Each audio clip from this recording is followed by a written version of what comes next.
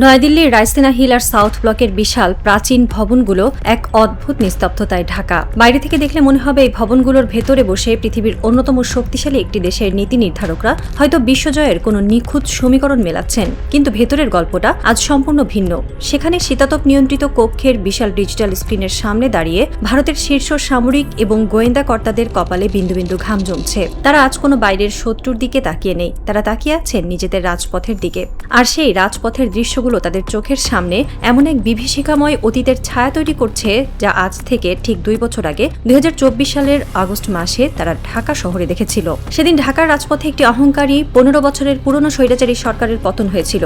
যে শেখ হাসিনাকে ভারত নিজেদের সবচেয়ে বিশ্বস্ত খুঁটি মনে করত, সেই খুঁটিটি তাসের ঘরের মতো ভেঙে পড়েছিল একদল তরুণের হুঙ্কারে। সাউথ ব্লকের কর্তারা সেদিন হয়তো ভেবেছিলেন, যাক, এটা তো বাংলাদেশে হয়েছে, আমাদের ভারতে এমন কিছু হওয়ার কোনো সুযোগ নেই।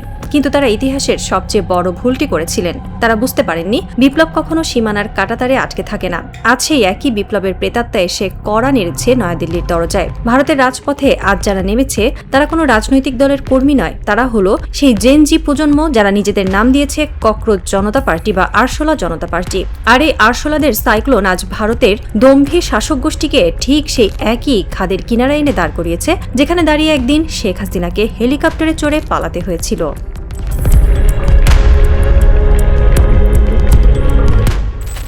গত 4 বছর ধরে ভূ রাজনৈতিক বিশ্লেষকরা বারবার একটি কথাই বলে আসছেন, নিজেদের সমাজকে পড়ুন, নিজেদের সোসাইটিকে বুঝতে শিখুন। বাংলাদেশে আওয়ামী লীগ সরকার এই ভুলটি করেছিল। তারা বুঝতে পারেনি যে তাদের দেশে রাজনৈতিক চিন্তাধারায় কতটা বিশাল এক জেনারেশন গ্যাপ বা প্রজন্মগত শূন্যতা তৈরি হয়েছে।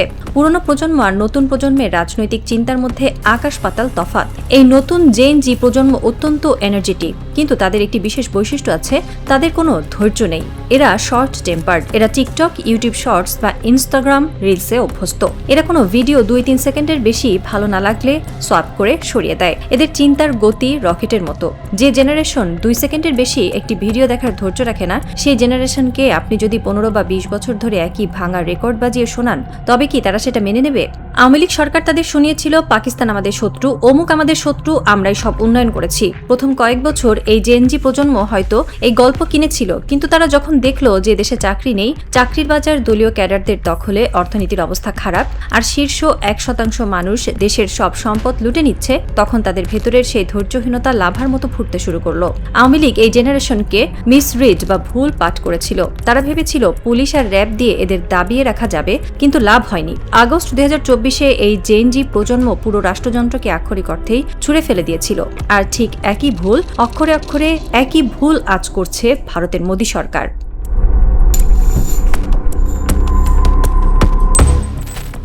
ভারতের দিকে তাকান। 1920-এর দশক থেকে ভারতে একটি উগ্র মতাদর্শ বা হিন্দুত্বর বীজ বপন করা হয়েছিল। মোদী সরকার ক্ষমতায় আসার পর গত 2 দশক ধরে এই হিন্দুত্ববাদের কার্ডটি তারা এতটাই বেশি প্লে করেছে, এতটাই বেশি ব্যবহার করেছে, যে এটি এখন একটি মেয়াদোত্তীর্ণ ঔষধে পরিণত হয়েছে। তারা ভারতের জেনজি প্রজন্মকে টানা 2 দশক ধরে বুঝিয়েছে, হিন্দু বিপাকে আছে, মুসলমান আমাদের শত্রু, পাকিস্তান আমাদের শত্রু।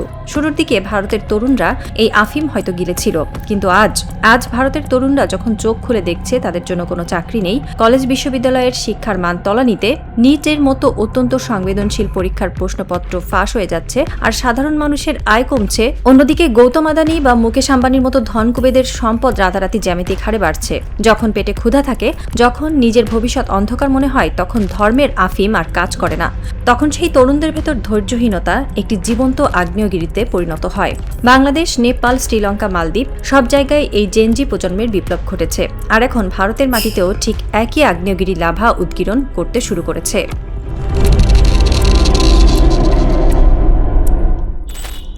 আন্তর্জাতিক রাজনৈতিক বিশ্লেষকরা যখন ঢাকা এবং দিল্লির এই চলমান আন্দোলনকে আতশ কাচের নিচে ফেলছেন, তখন তারা বিস্ময়ে হতবাক হয়ে যাচ্ছেন, কারণ বাংলাদেশ এবং ভারতের রাজনৈতিক প্রেক্ষাপট ও আন্দোলনের মধ্যে এমন কিছু নিখুঁত মিল রয়েছে, যা কোনো সাধারণ কাকতালীয় ঘটনা হতে পারে না। আসুন সেই রোমহর্ষক 12টি মিল বা সিমিলারিটির দিকে নজর দেওয়া যাক, যা প্রমাণ করে ইতিহাস আসলে একটি অভিন্ন স্ক্রিপ্টেই লেখা হচ্ছে। এক, অভিন্ন রাজনৈতিক পরিবেশ ও শত্রু খোঁজার রাজনীতি। বাংলাদেশে যেমন অ্যান্টি পাকিস্তান আইডিওলজি দিয়ে রাজনীতি চলত, ভারতেও ঠিক একইভাবে অ্যান্টি পাকিস্তান ও অ্যান্টি মুসলিম আইডিওলজি দিয়ে রাজনীতি চলছে। বাংলাদেশে যারা সরকারের বিরোধিতা করত তাদের ট্যাগ দেওয়া হতো রাজাকার বা দেশদ্রোহী, আর ভারতে যারা সরকারের বিরোধিতা করছে, ভারতের প্রধান বিচারপতি খোদ তাদের ককরোচ বা আরশোলা বলে আখ্যায়িত করেছিলেন। পরে তিনি এটি ক্লিয়ার করার চেষ্টা করলেও ড্যামেজ যা হওয়ার তা হয়ে গেছে। রাজনৈতিক বিরোধীদের তুচ্ছ তাচ্ছিল্য করার এই কালচার দুই দেশেই হুবহু এক। দুই, আন্দোলনের জন্মলগ্ন।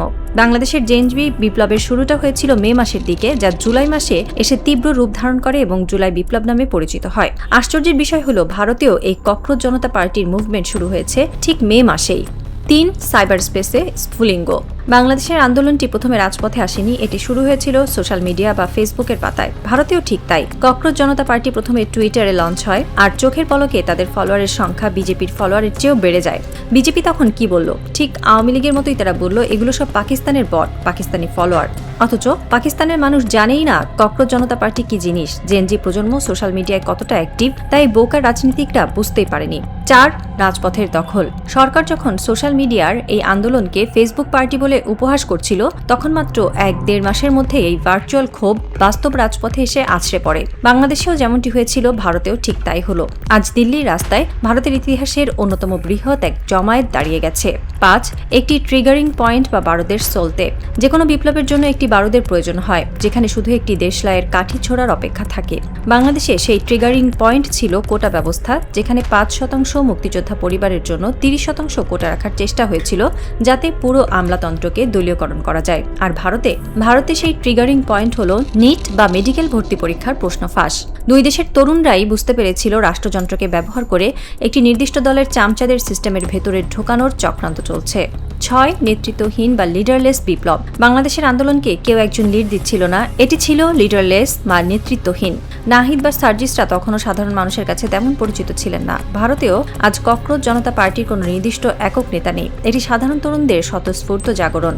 7, নিজস্ব উদ্যোগে যুদ্ধ পরিচালনা। বাংলাদেশে যখন ক্র্যাকডাউন শুরু হয়, তখন ছাত্ররা নিজেরাই নিজেদের পকেটের টাকায় চিকিৎসা করেছে, রাস্তায় তাঁবু টাঙিয়ে অস্থায়ী হাসপাতাল বানিয়েছে, খাবার বিলি করেছে। ভারতেও আজ ঠিক একই চিত্র। দিল্লির রাস্তায় ছাত্ররা তাঁবু টানিয়ে মেকশিফট হাসপাতাল বানিয়েছে, কেউ খাবার দিচ্ছে, কেউ পানি দিচ্ছে।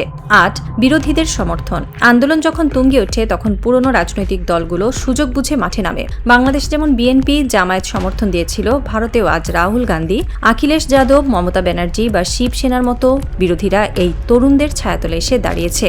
9, প্যানিক মোড এবং সহিংস ক্র্যাকডাউন। বিরোধীদের এই অংশগ্রহণ দেখে সরকার প্যানিক বা চরম আতঙ্কে পড়ে যায়। শেখ হাসিনা যেমন প্যানিক করে পুলিশ আর ছাত্রলীগকে লেলিয়ে দিয়ে রাবার বুলেট, টিয়ার গ্যাস এবং শেষে সরাসরি গুলি চালিয়ে 1400 তরুণকে শহীদ করেছিলেন, মোদী সরকারও আজ সেই একই পথে হাঁটতে শুরু করেছে। ডান্ডা, লাঠি, টিয়ার গ্যাস থেকে শুরু করে এখন পুলিশের সরাসরি পাথর ছোড়ার ভিডিও সোশ্যাল মিডিয়ায় ভাইরাল হচ্ছে। 10, ব্লেম গেম বা দোষ চাপানোর রাজনীতি। বাংলাদেশ সরকার যখন দিশেহারা হয়ে গিয়েছিল, তখন তারা বলেছিল এই আন্দোলন সিআইএ, আইএসআই, চীন বা পশ্চিমাদের ষড়যন্ত্র। আজ ভারতের হিন্দুত্ববাদী ইনফ্লুয়েন্সরা ঠিক একই বুলি আওড়াচ্ছে। তারা বলছে ককরোচ জনতা পার্টির পেছনে সিআইএ আছে, পাকিস্তান আছে। 11, জেদের বশবর্তী হওয়া। জেনজি প্রজন্মকে আপনি যত মারবেন তারা তত বেশি জেদি হয়ে ওঠে। শেখ হাসিনা এই সত্য বুঝতে পারেননি, মোদিও বুঝতে পারছেন না। পুলিশি অ্যাকশন যত বাড়ছে, ভারতের রাজপথে তরুণদের ঢল তত তীব্র হচ্ছে। এই 11টি পয়েন্ট পর্যন্ত বাংলাদেশ এবং ভারতের চিত্রনাট্য সম্পূর্ণ মিলে গেছে। এখন শুধু বাকি আছে 12 নম্বর পয়েন্টটি। 12 নম্বর পয়েন্ট, একটি ঐতিহাসিক পলায়ন কি আসন্ন? 12 নম্বর পয়েন্ট কি ছিল বাংলাদেশের ক্ষেত্রে? 12 নম্বর পয়েন্টই ছিল একটি চূড়ান্ত আলটিমেটাম এবং এক পরাক্রমশালী স্বৈরাচারের দেশ ছেড়ে পলায়ন। বাংলাদেশে যখন 11 নম্বর পয়েন্ট পর্যন্ত সহিংসতা এবং জিদ চরম সীমায় পৌঁছেছিল, তখন 12 নম্বর পয়েন্ট হিসেবে শেখ হাসিনাকে মাত্র 45 মিনিটের নোটিশে সামরিক হেলিকপ্টারে চড়ে পালাতে হয়েছিল। আজ ভারতেও সেই 11 নম্বর পয়েন্টটি রানিং বা চলমান। যদি মোদী সরকার এবং বিজেপি এই পরিস্থিতি ঠিকমতো সামলাতে না পারে, যদি তারা জেদের বশে আরো বেশি তরুণদের রক্ত ঝরায়, তবে খুব শিগগিরই ভারতের রাজপথ থেকে একটিমাত্র দাবি উঠবে, মোদী গদি ছাড়ো। ইতিমধ্যে সেই দাবি উঠতে শুরু করেছে। কংগ্রেস এবং ছাত্ররা এক সুরে মোদীর পদত্যাগ দাবি করছে। সাউথ ব্লকের কর্তারা এখন চরম অস্তিত্ব সংকটের মুখে। তারা দেখছে যে চিত্রনাট্য তারা বাংলাদেশের জন্য লিখেছিল, আজ সেই একই চিত্রনাট্যের শিকার তারা নিজেরাই হতে যাচ্ছে। তারা হয়তো ভেবেছিল তারা অজেয়, কিন্তু জেনজি প্রজন্মের এই সুনামির সামনে কোনো আধুনিক সমরাস্ত্র বা মিডিয়া প্রোপাগান্ডা কাজ করে না।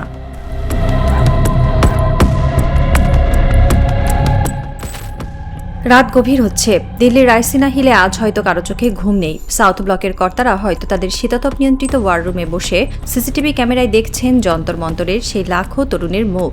তাদের কপালে জমছে বিন্দু বিন্দু ঘাম। তারা হয়তো ভাবছেন পুলিশ দিয়ে, টিয়ার গ্যাস দিয়ে তারা আরও কিছুদিন নিজেদের মসনদ টিকিয়ে রাখবেন। কিন্তু তারা বুঝতে পারছেন না যে তারা এমন একটি টাইম বোমার উপর বসে আছেন যার টাইমার অন হয়ে গেছে। একটি রাজনৈতিক এবং মনস্তাত্ত্বিক থ্রিলার আজ তার সবচেয়ে চরম এবং শ্বাসরুদ্ধকর ক্লাইম্যাক্সে এসে দাঁড়িয়েছে। দাবার বোর্ডে জেনজি প্রজন্ম তাদের কিস্তিমাতের চালটি অত্যন্ত নির্ভুলভাবে চেলে দিয়েছে। ঘড়ির কাঁটা এগোচ্ছে।